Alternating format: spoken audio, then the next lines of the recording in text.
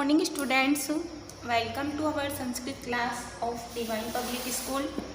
Today our topic is chapter number 4 जम्रस्व Singh दंतास्ते गणिष्ये। इस chapter का हम हिंदी अनुवाद पढ़ रहे हैं। हमने प्रीवियस वीडियोस में पढ़ा कि जो प्रथमा तपस्विनी है वह मिट्टी का मोड़ लेकर आती है और उसे देखकर वह बालक से कहती है कि इस मिट्टी के मोड़ की सुंदरता को देखो। तब नाम की समानता के कारण बालक धोखा खा जाता है और वह समझता है कि उसकी माता की सुंदरता की ओर देखने के लिए, यानी उसकी माता की ओर देखने के लिए कह रहा है। तब जितिया कहती है कि यह मिट्टी के मोर की सुंदरता को देखने के लिए कहा गया है। तो राजा उससे पूछता है कि क्या इसकी माता का नाम भी शकुंतलाई है। तो इस प्रकार से तपस्विनी और राजा में बातचीत होती है। इतने में बालक कहता है इस मिट्टी के मोर को लेकर कि यह मोर मुझे बहुत अच्छा लगता है, और इस प्रकार से वह खिलौना ले लेता है। यह देखकर प्रथमा कहती है विलोक्य सोद्वेगम, उद्वेग से, विलोक्य अर्थात देखकर, उद्वेग यानी उद्वेग पूर्वक, देखकर उद्विग्न होकर, अहो अरे, रक्षाकरंडम अश्य मणिबद्धे न दृश्यते। रक्षाकरंडम का अर्थ होता है रक्षा सूत्र। अश्य ने इसके मणिबद्धे कलाई में नयना नहीं दृश्यते ने दिखाई देता है या दिखाई दे रहा है कि अरे इसकी कलाई में रक्षा सूत्र दिखाई नहीं देता है या दे रहा है। राजा कहता है कि अलम आवेगे, अर्थात कि दुखी मत हो या घबराओ मत। ननु इदम अश्य सिंह सावकम विमर्दात परिभ्रष्टम इति आदातुम इच्छति। घबराओ मत कि ननु इदम, वास्तव में इदम यह इसके, कि यह इसके, सिंह सावकम विमर्दात अर्थात शेर के बच्चे से संघर्ष के समय या संघर्ष करने से, परिभ्रष्टम अर्थात गिर गया।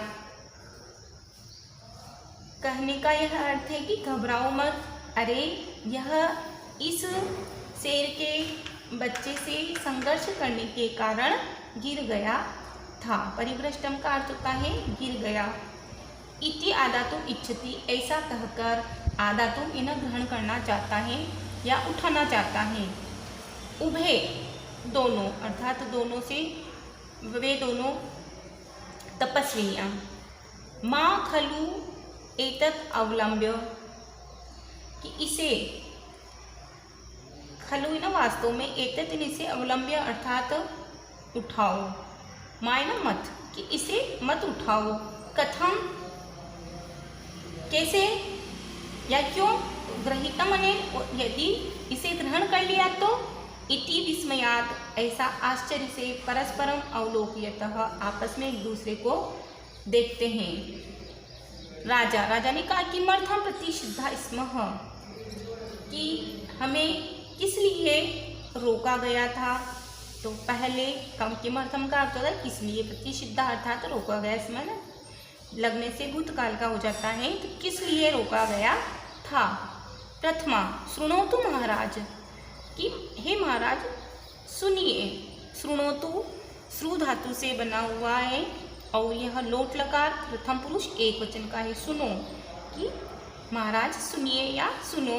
ऐसा अपराजिता नाम औषधि यश जातकर्म समये भगवता मारीचेन दत्ता, कि यह अपराजित नाम की औषधि, अश्य इसके, नाम औषधि ही अश्य, तीन शब्द हैं। तो नामक औषधि इसके, जात कर्म समये अर्थात इसके जात कर्म के समय में, महर्षि भगवता मारीचेन दत्ता भगवान मारीच के द्वारा दत्ता दी गई। कि महाराज सुनिए, यह अपराजित नाम की औषधि इसके जन्म के समय भगवान मरीचि के द्वारा दी गई। एताम किल माता पिता एव आत्मनं च वर्जयित्वा अपरो भूमिपतिताम न गृह्णाति। कह रहे हैं कि पहली कि यह जो अपराजित नाम की औषधि है कि वास्तव में यह माता पिता एव आत्मनम, यानी आत्मनम का अर्थ होता है स्वयं, कि माता पिता और स्वयं वर्जित्वा छोड़ करके आपरो न दूसरा भूमिपतिताम भूमि पर गिरी हुई को न नहीं ग्रहणाती न ग्रहण कर सकता है या उठा लेता है। तो कि वास्तव में इसको माता पिता और स्वयं को छोड़कर दूसरा भूमि से गिरी हुई को नहीं उठा सकता है या ग्रहण कर सकता है। तो राजा कहता है, राजा अथ ग्रहणाति, और यदि ग्रहण कर लिया तो इसके पश्चात, अथ का अर्थ वैसे तो होता है ग्रहणाति, अर्थात ग्रहण करता है। कि इसके बाद यदि ग्रहण कर लिया तो क्वेश्चन मार्क लगाया हुआ है, तो क्या कहती है प्रथमा, पहली कहती है कि तत् तम सर्पो भूत्वाम दस्ती, ततः है ना, इसके बाद तम उसको सर्पम भूत्वा, सर्प बन करके, भूत्वा है ना वैसे होता है भू धातु से बना हुआ है, भू का अर्थ होता है होना, वो त्वा प्रत्यय लगा है इसमें तो करके अर्थ निकलता है, तो हो करके या बन करके, यहाँ सही अर्थ बनकर, दस्ती दस्ता है, डसता है कि, तो उसके बाद वह उसको सर्प बन करके डसता है। यदि कोई और उठा लेता है, माता पिता या स्वयं, वही उठा सकता है उस रक्षा सूत्र को, क्योंकि उसको उसके जन्म के समय मारीचि ने उसको दी गई थी और वह यह एक अपराजित नाम की औषधि है। तो कहा है कि यदि कोई और उठा लेता है तो क्या होता है, राजा ने यह प्रश्न किया। तब पहली ने कहा कि तो फिर उसको वह सांप बनकर डसता है। तो राजा ने कहा, भवतीभ्याम कदाचित अस्या प्रत्यक्षीकृता विक्रिया, कि आपके द्वारा कदाचित न कभी अशन इसका प्रत्यक्षीकृता न प्रत्यक्ष विक्रिया न प्रतिक्रिया देखी, कि क्या आपके द्वारा ऐसा प्रत्यक्ष प्रमाण देखा। तो उभे दोनों, अनेकशः अनेक बार, उभे ये दोनों ही स्त्रियों के लिए आ रहा है, प्रथमा और द्वितीया के लिए, अनेकशः यानी अनेक बार। तो राजा ने कहा, सहर्षन आत्मगतम, हर्षपूर्वक मन में, कथम इव संपूर्ण में मनोरथम न अभिनंदामि। तो राजा कह रहे हैं कि कैसे मैं, कथम इव किस प्रकार, इव न समान, संपूर्णम अपि संपूर्ण पूरा भी, मैं न मेरा, मनोरथम है ना मनोरथ या इच्छा, नहीं अभिनंदामि अर्थात पूरा करता हूँ। तो फिर मैं क्यों न अपना मनोरथ पूरा करूँगा या करता हूँ। इति बालम परिष्वज्यते, ऐसा सोचकर वह बालम बालक को परिष्वज्यते अर्थात आलिंगन कर लेता है, अर्थात अपनी बाहों में ले लेता है। बालह, बालक कहता है, बालक कहता है, मुंच माम, मुझे छोड़ो, माम मुझको या मुझे, मुंच छोड़ो कि मुझको छोड़ो, यावन मातु सकाशम गमिष्यामि, जब तक मैं माता के सकाशम न पास, गमिष्यामि न जाऊंगा, जो मैं माता के पास जाऊंगा।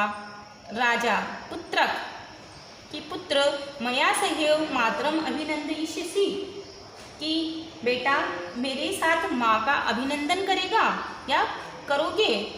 तो बालक ने कहा, मम खलु तातो दुष्यंतः, कि मेरे पिता, मम है ना मेरा या मेरे, खलु न वास्तव में, तातो है ना पिता, तातः तात या पिता, दुष्यंते, कि वास्तव में मेरे पिता दुष्यंते, न त्वम तुम नहीं।